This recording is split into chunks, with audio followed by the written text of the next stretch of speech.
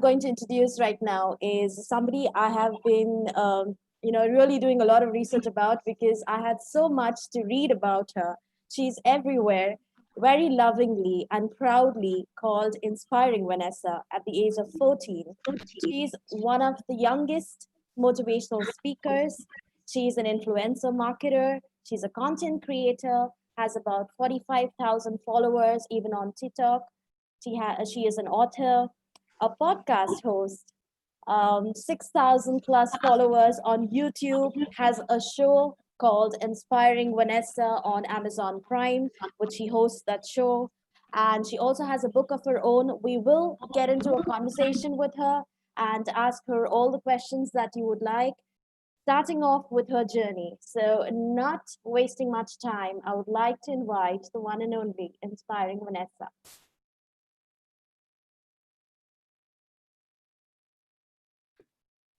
Hello, everyone. Hi, Vanessa. It's so glad to see you here and doing well. I know everybody's very excited to know what does a 14-year-old girl have to motivate them because it says you're inspiring, and I do know that you call all of your people and followers inspirators. So I would actually like to start off knowing where did that come from and how did that happen? So the idea of like inspirators, I feel like a lot of influencers or content creators always had like a name for their fandom almost. So you have like Justin Bieber, you have Beliebers. So like, I was kind of going off of that. And I was always like my YouTube intro was always, hey guys, it's Vanessa here. But then I was like, it just doesn't seem like I'm really, or like we're talking to everyone as a collective. So I was trying to figure out how we can kind of make it more as a collective and try and like get the sense of like family because you are a part of something. So we went onto Instagram, I believe, and we were just asking people, what is a word that kind of matches with inspiring that we can call my fans or my followers. Somebody, I think, typed in Inspirates, like pirates, and I was like, it's cool, but doesn't really go with the branding.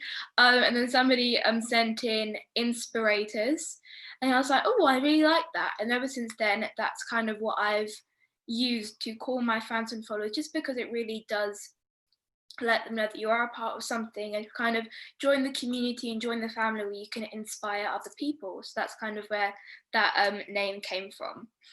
You have an amazing smile. I just can't get my eyes off you. Oh, thank you.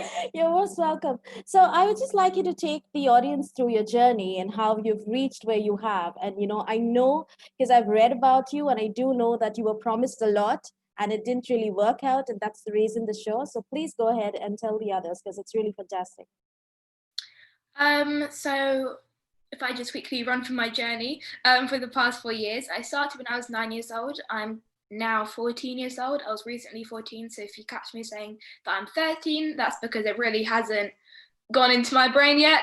But I've been doing this for 4 years. I started when I was 9 years old, as I said, and it all started when we attended an inspirational event, a seminar, and one of the speakers there, I was following on social media at the time. We were watching his videos. When I say we, I mean my mum and I. We were watching his videos, and then an event, he was speaking there, and I was like, okay, this is the time to meet my ultimate like celebrity idol, because that's how I saw him as. And when I met him, I think 2 minutes before he was going on stage, he was like, Vanessa, you should come on stage with me. And to be honest, my first reaction was definitely not to go on stage, surprisingly, I think, to most people. And that's just because me or my 9-year-old self was very shy. I'll still be very chatty, so I'm almost like a outgoing introvert. So unless I really don't know you, I wouldn't really understand or see the reason as to why I should speak to you or why I should tell you about something that I do. So I was like, definitely not going to go on stage. But after my mum thankfully gave me some encouraging words, I was like, okay, I'm going to go on stage. No one's asked me to do a TED talk or an hour speech. I'm just going to go on stage, stand there next to him, and just kind of say some inspiring words and then just run back off stage. So that's kind of what happened. And afterwards, I just realized that this is my way of helping people. by using my voice and speaking up for things that I believe in also. And that was my way of helping people. And speaking, I feel like, gives you this really massive sense of freedom, because you can travel and also help people at the same time. And for me, not understanding or not knowing other jobs that aren't the standard expectation, this was a whole new like surprise for me, and this was so eye-opening. So when I figured out that being a motivational speaker could allow me to do all those things, like this is my dream job, this is the perfect thing for me. And ever since then, I started my YouTube channel, and then we set up my Instagram account, and then that's kind of how I started to get booked for different speaking events. But it all really comes down to my mum saying yes and giving me the permission for actually starting up my social media platforms and actually starting off my speaking journey. So yeah, that's kind of the journey in the smallest way I can put it. Thank you. I do know, for the followers and for the people who are listening, Vanessa does not handle all of her events by herself. Her mom Yeah. is her manager, and she manages everything. She's the one who organizes and takes all the events, all the interview selection. So you have to go through the mom's process and then reach Vanessa. She's not directly accessible. So tell me something. Who is your role model, or the person who inspires you the most? The person who inspires me the most, probably my mum again. I would say, not just because she's been really supportive of what I do. She's always been really supportive of anything that I've wanted to do since I was born, basically. And it wasn't just when I started doing speaking, she started to become more supportive. I think she's always been really nurturing, really generous. That's the type of person who I want to be when I'm older, and just trying to help people as much as you can. So I really think that she's my role model, or she's a person who I that's the person who I'm inspired by the most, just because she helps people so much, and also just because she works really hard and she makes me work harder and lets me strive for what I believe in. So I think definitely my mum is the person who inspires me the most. She keeps me on check also, and also motivates me and encourages me to work harder. That's fantastic. I actually do know that she keeps a check on you, because I remember watching the video, Never Have I Ever. And there were things that you were surprised she's done and you haven't. So it was a good Definitely. one. So I do know that. But she seems to be like a very fun person. I had the opportunity to have a chat with her, and she seems to be much more as enthusiastic as you are. So that's wonderful. So tell me about your.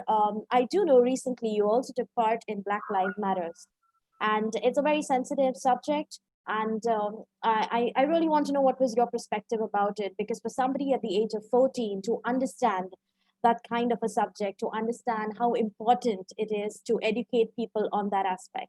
So I want to know exactly what was it that in your mind at that time. Um, so the Black Lives Matter movement has been around for much longer, since the death of George Floyd.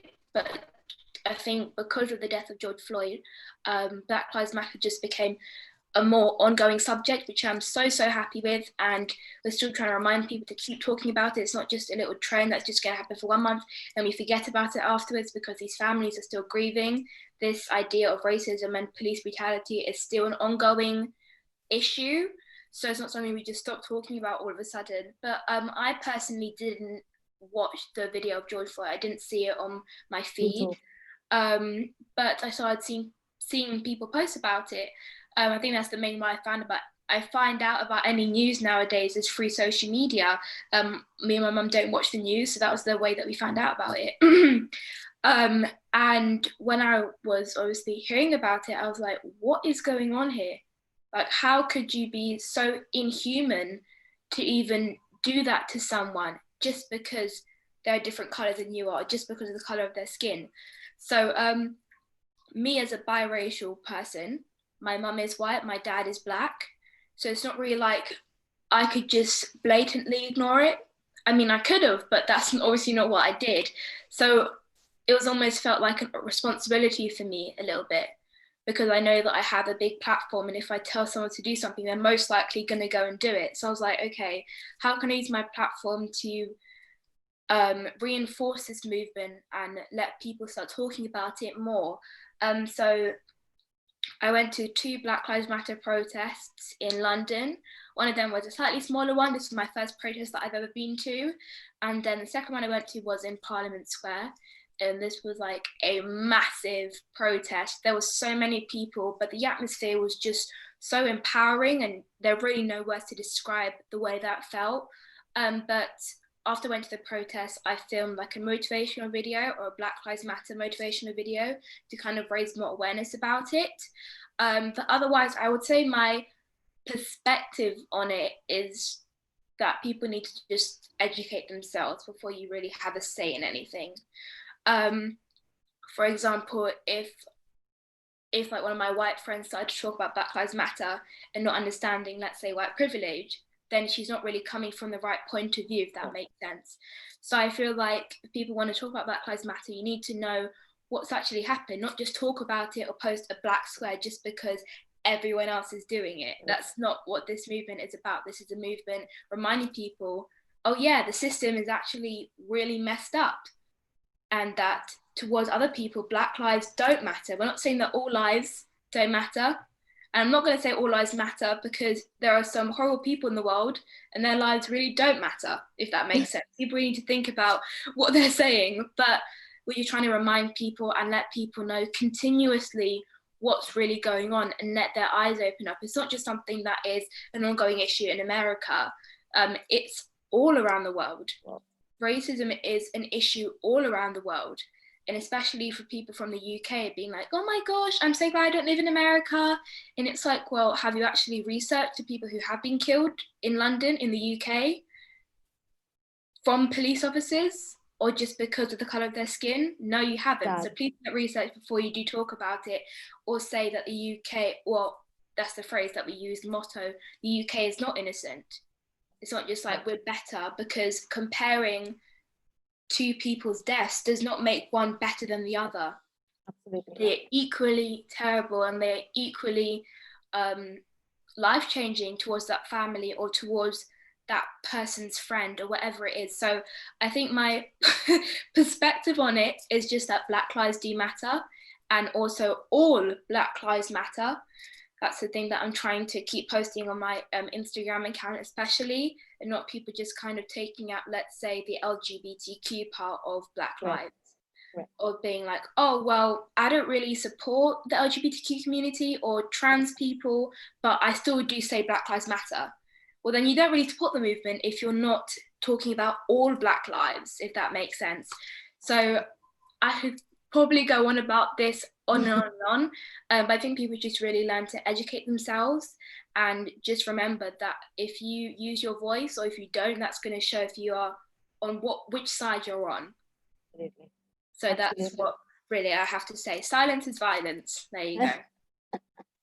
I am so proud that you have this understanding about subjects like LGBT, subjects like racism. All of these things, people, like you said, lack education. The educated ones sometimes don't really understand what are all these things and why should they be speaking on that platform. And I love the courage that you have to go about and use the platform that you've made so, by yourself. Because I know I was reading all of the articles about you, and I was reading how you thought that you were promised so many things. So I understand where you're coming from, because at the age of a young age, being promised a TV show or a talk show or a radio show, and you look forward to it, and then there's nothing. And for your mom to do all of this, all by herself, and to come up with this talk show of yours. So I would really like you to tell the audience about how this idea of the talk show came up, what is it about, and how do you promote it? So I've always looked up to just people on television, whether it's people doing presenting or acting or whatever it is. So I think I've always had like role models who do or who have their own talk shows. So after like just realizing or just thinking about everyone that's kind of obviously given us promises that have obviously been granted, and we were like, okay, well, the opportunity isn't going to come to us, we're going to have to create it ourselves. And I also think the part of, or the point why people don't really grant their promises is maybe because of my age, even though my age is a massive advantage, because if a 20-year-old was doing what I did, they probably wouldn't get as much attention. But also on the downside of it, as a disadvantage, people don't take me seriously. And it's like, well, actually, I think kids would rather listen to another kid speak about topics that they're experiencing rather than an adult who experienced it 20 years ago, if that makes sense. Yeah. So it's just trying to remind people that actually I am capable, or I can speak as well as an adult, you can say, and that people should really start understanding that we are what it's about and we are taking this seriously, and that other people should do that also. So we were like, okay, let's create the opportunity ourselves. I've always done like lots of interviews on my YouTube channel, motivational speakers, entrepreneurs, whoever it is that we would kind of come across, would be like, hey, can we just film this quick interview, think of some improvised questions really quickly and just film it and post it on there. So I was like, okay, so I've always wanted to have my own show. So how are we going to do that? And for such a long time, we were like waiting for someone to approach us and being like, okay, we want you for this show, or we're going to sponsor you, or provide you this, or provide you that. And if you're going to be waiting, then you're going to be waiting forever, because people will only come up to you with opportunities once you already had one, if that makes sense. Yes. So we were like, okay, we're going to start creating these episodes of the show. Then we created our first 3 episodes. We posted them on YouTube, and then we were like, okay, where can this go? Because otherwise we're just posting the same thing as we would on a YouTube schedule. We're like, okay, Amazon Prime. Like, it's a long shot, but there you go. And then I think when we were looking it up and we just saw the episodes on there, we were like, wait, what? What's going on? So it was really surreal to kind of see my face next to all of these movies or these massive TV series, and just seeing my face there was really surreal and crazy. But I'm so grateful that that obviously has happened, and we're still progressing and growing the show, so it will see, you'll see improvements episode by episode, seeing how it's going to grow into what it hopefully will be in the future. But I definitely think that if you, or anyone who's obviously listening to this or watching this, just remember that you can create the opportunity yourself and you can provide it for yourself. Is it the most exciting thing? Not really, because it is a lot of hard work, and a lot of hard work does go into it. But at the end of the day, if you want something, you have to keep working hard, and eventually it will come to you, and the hard work will definitely pay off. The world is changing with the parents literally telling the kids what to do. We have someone here who's 14 who's telling you guys what to do. So this is amazing. I love this whole transformational and this open platform that we have for anybody of any age to come, talk, motivate. And that's exactly what you do. You're very inspiring. Everything that you say comes with a lot. I do understand, where you're coming from. I do understand what your mom's, taught you, and it's. I salute her for what she's done and the kind of, daughter she's brought up. It's amazing. I do know that your book is on public speaking. So I'm going to ask you to give 3 tips to the audience.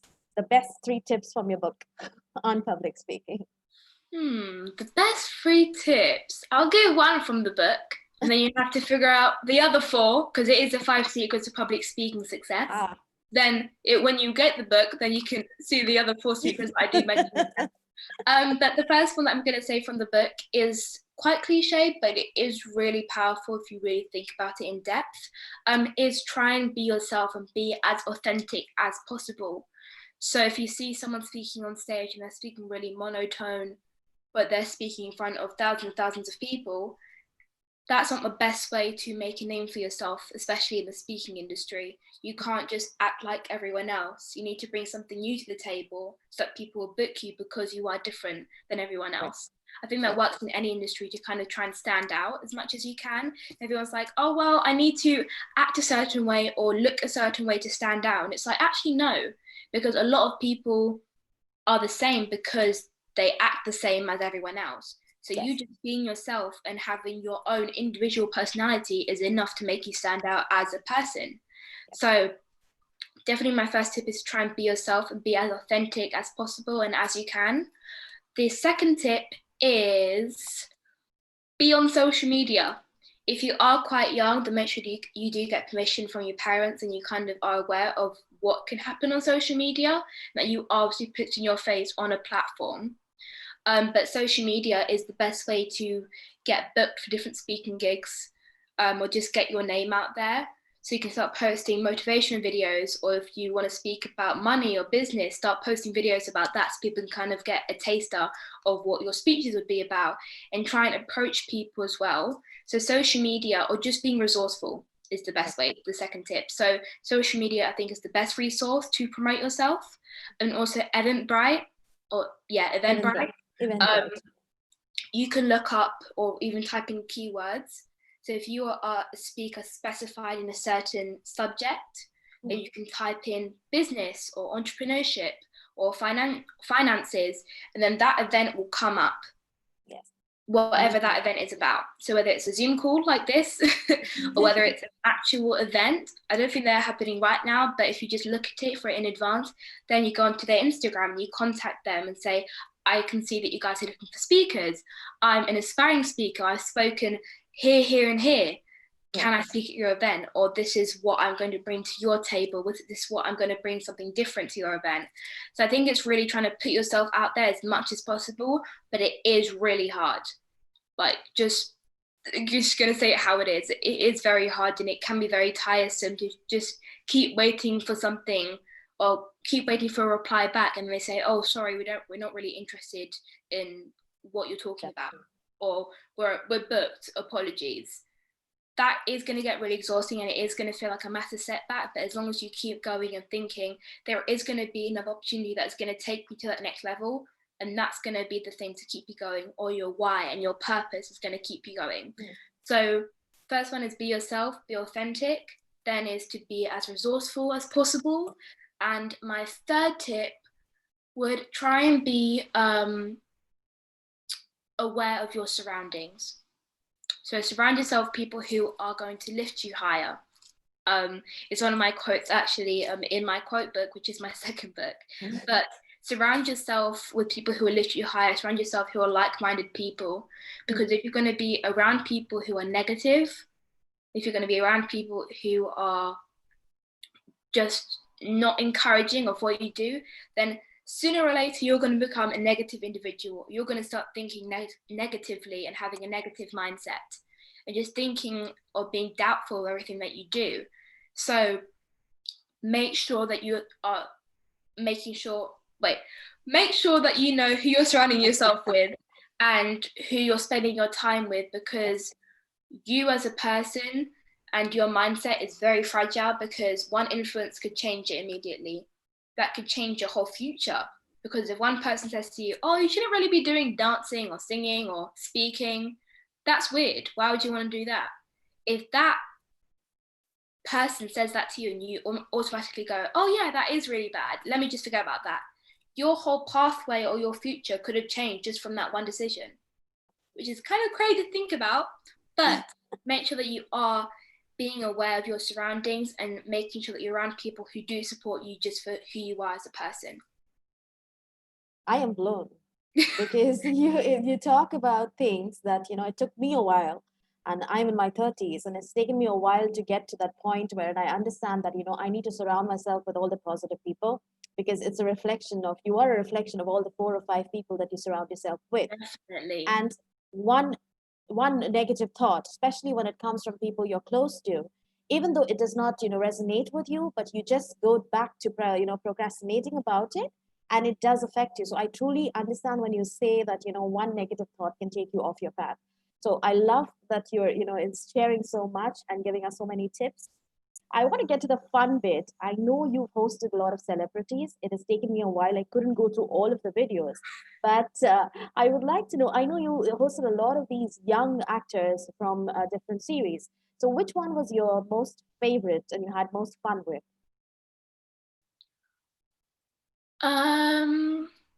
Sorry, can you repeat the question again? Yes.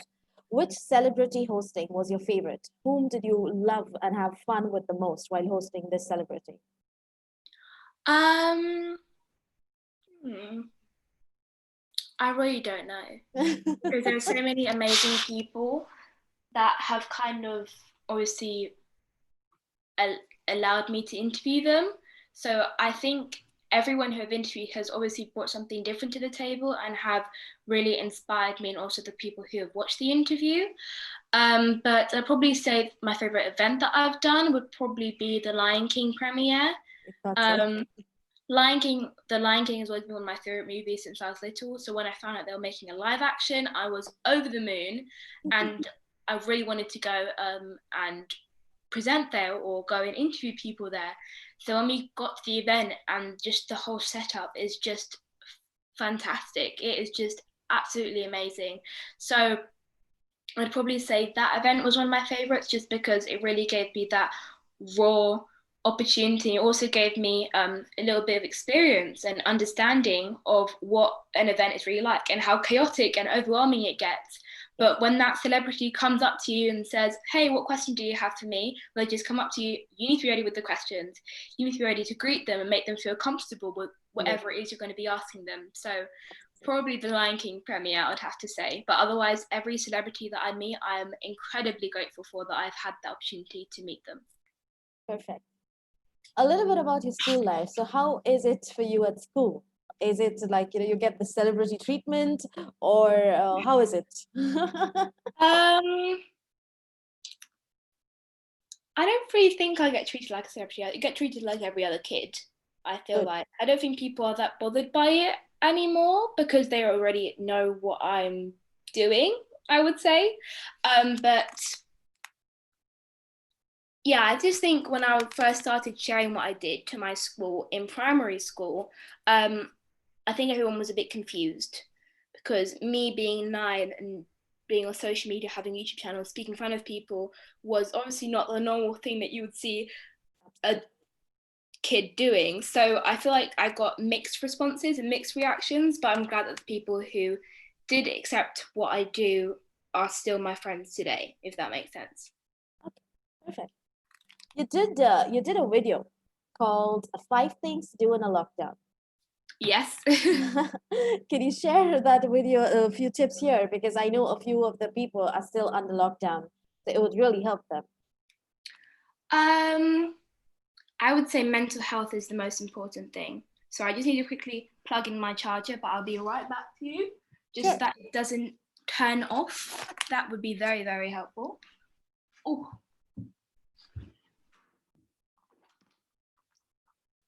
apologies. No worries. But yeah, I would say mental health is the most important thing. I think I've become very aware of my mental health over lockdown or over quarantine. So if you are still quarantining, make sure that you are taking track of what's going on with your mental health. Is my main tip. I think there's also a YouTube video up on there, like how to look after your mental health. So go and check out that video as well. But I think that's the most important thing because your mental health is so valid and it could literally change your whole life just understanding the way it works. Yes. So I definitely say understand the way your mental health works and understand the importance of it as well. Your mental health is something that you really, okay, what else? Um, in lockdown, try and have the most positive attitude. I know it can be very, very difficult. I know that I wasn't the ultimate most positive person over lockdown just because I wanted to go see my friends. Fun fact, I did want to go back to school.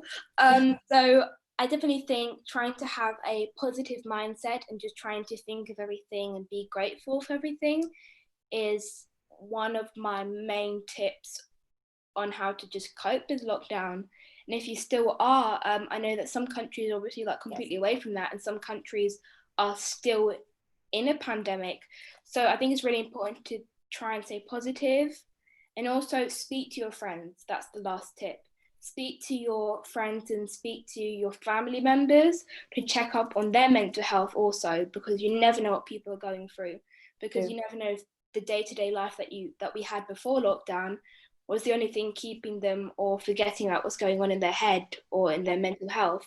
So them having to stay at home, think about what's actually going on and live with themselves actually without any distractions was probably a massive struggle for people. And I feel so sorry for people who've had to go through that without any support from their parents or from their friends or from their family. So make sure that you're the person who's going to check up on them and be like, hey, we haven't spoken for a while. Are you okay? how have you been dealing with lockdown and how has it been going for you? FaceTime with friends, so just message them, just make that extra effort because you never know what that can do for someone. Perfect. Communication is definitely key here. Communication is key. Yeah. All right. I do remember when you did your TEDx, the topic you chose was the mask of perfection. Where did that idea come from? I really don't know. Being the most honest. Because when I did the TEDx talk, it was like obviously the 1 minute speech. So it wasn't like a full-on TED talk that I still want to do. So they were like, okay, so obviously you guys know that TEDx events is a long process to obviously get on that stage and to get that platform. So we're going to be giving you guys an opportunity, or 10 of you, I think, the opportunity. So first come, first serve, give us the topic you're going to be talking about, and then you're going to go on stage and speak for 1 minute. And my mum was like, you have to do this, Vanessa. And to be honest, my first reaction was like, absolutely not. I'm so scared. I'm not prepared. And I need to be prepared for my events or my speeches. Even if I plan it like the week before or something, I need to have some kind of rough idea.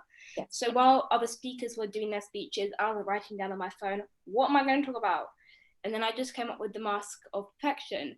And I think what it's about is just thinking about how society and social media and just people have kept making this idea of what the ideal person looks like. And I'm not the person who usually talks about insecurities or I do talk about confidence, but I don't really talk about how to really or just the way society just shows different beauty standards. I'm not that type of person who talks about that. But when I do speak about it, I'll probably give my whole and honest opinion about it. But I am a massive self-love and confidence advocate. So I was like, okay, how can I use what I already love and am passionate about to put into the speech? And I just came up with that. And I think you can probably see on the video that I was shaking because I was definitely shaking the whole time, that whole 1 minute. But in the end, I am grateful that I did do it. And it gave me a big audience to speak in front of and Yes. to spread my name to. So I'm grateful that I did it, but it was extremely nerve-wracking and very stressful. So, since you're into speaking and you're into motivational, I'm sure you have somebody who you look up to and believe that, that person has been an inspiration in your life. So who would this person be?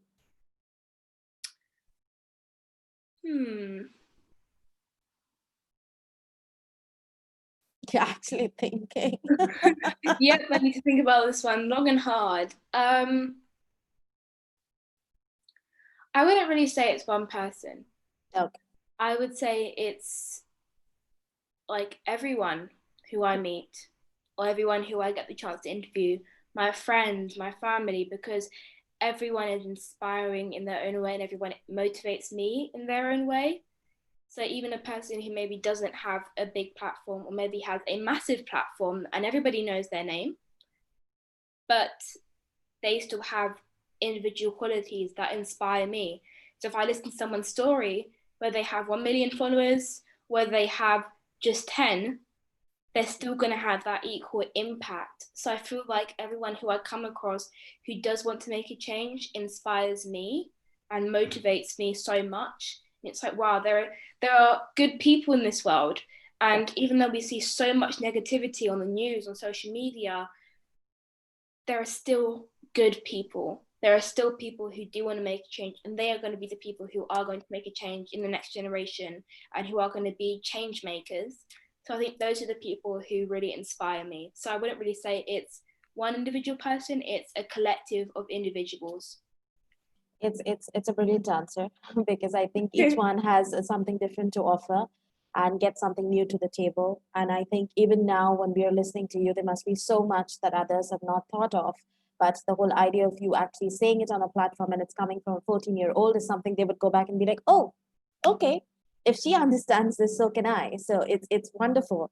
And I just have one last question before I get into the audience. I want to know, so since you've already done podcasting, you're a YouTuber, you've done hosting, you're an author, you're on on TikTok, you're on Prime, you're everywhere. And you've done all of this with it's just you and your mother who's been like managing the whole thing. What plans do we have for the future? What are we looking at? Like futuristically, what do you want to really become? though you already like achieved all of it nearly.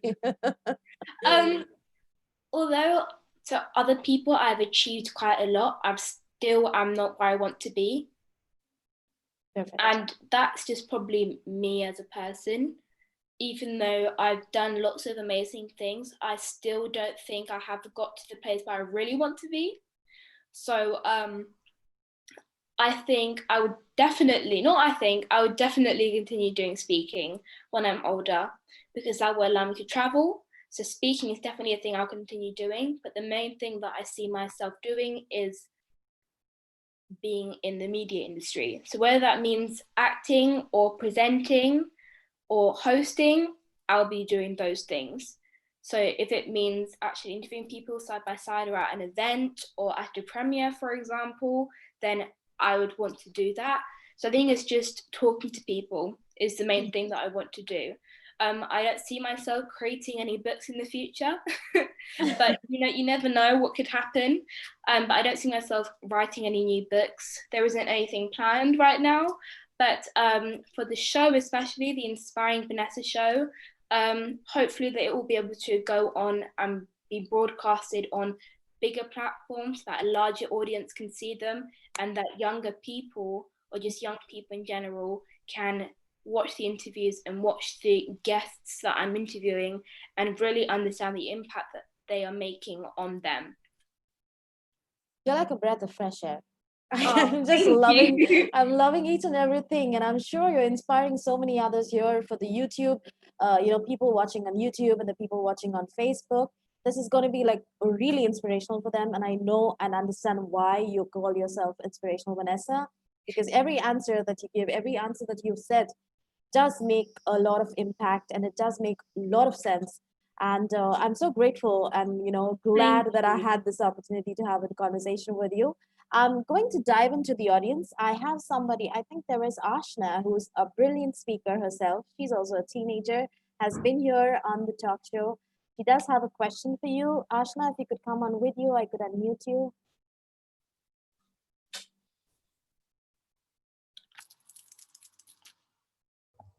There you Hi, go. hi Vanessa. Hi Manira. Actually, me and Hi. Vanessa, we have been speaking over Instagram, but it's amazing to finally get to see you. And yeah, like Manira said, I understand why you call yourself Inspiring Vanessa. I am following you on Instagram. And the quotes that you share, your content is amazing. Now, my question is, were you homeschooled before this pandemic? Or did you like actually used to go to school face to face? I definitely went to school. Yeah.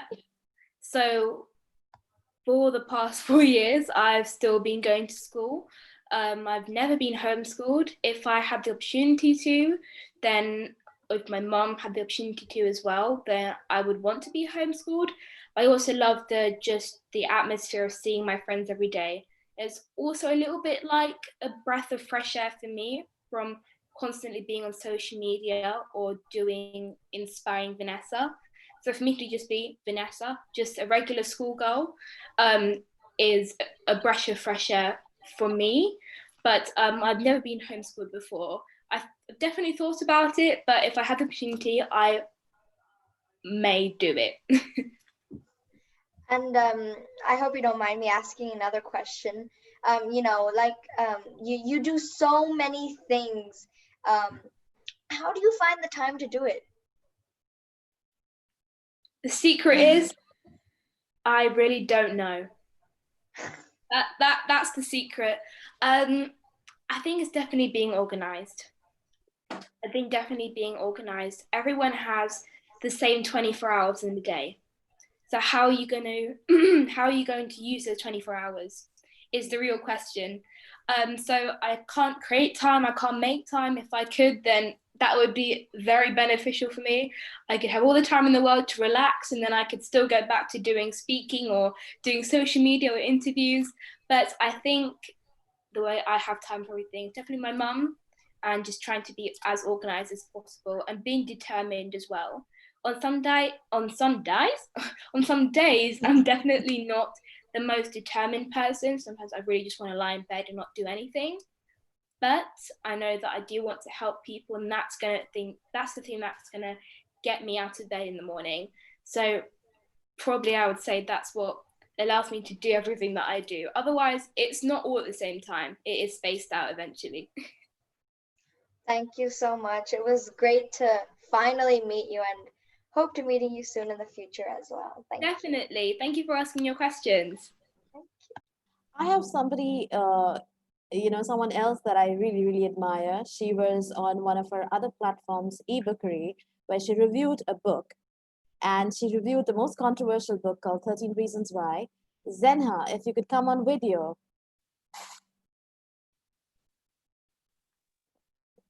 Hello, Vanessa. Hi. I am Zena, and on my video, Mr. Santosh D'Souza sir told me you would come on August 18th, and I've been waiting ever since.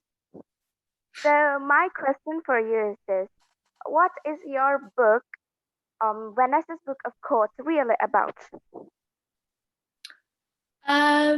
What is Vanessa's book of quotes really about? I think it's like about the meaning of the quotes. That's the reason why I post quotes on my Instagram, because I've always felt a really strong connection with quotations or just inspirational phrases, you could also say. So I've realized that over the years, when I've read a quote, I've understood it immediately, just like that. So I'm like, okay, now I can take whatever I need to from this quote. But other people don't see it the same way. So I'd probably say that the actual quote book is about allowing people to understand what the quote is about. So all the quotes have a meaning behind them. So that they can really take that advice, understand it, and then amplify it to their lifestyle. So if there's a quote that doesn't really make sense, if it's metaphorical, I'll write down the meaning of that and try and explain it as well as I can. And then hopefully that person will understand the quote and be like, wow, that really does make sense. That really does motivate me. So now I'm going to use this to help me in my life or put a smile on my face today. All right. Thank you, Thank you Zena, for the very question. much. You're very welcome. Thank you for asking the question.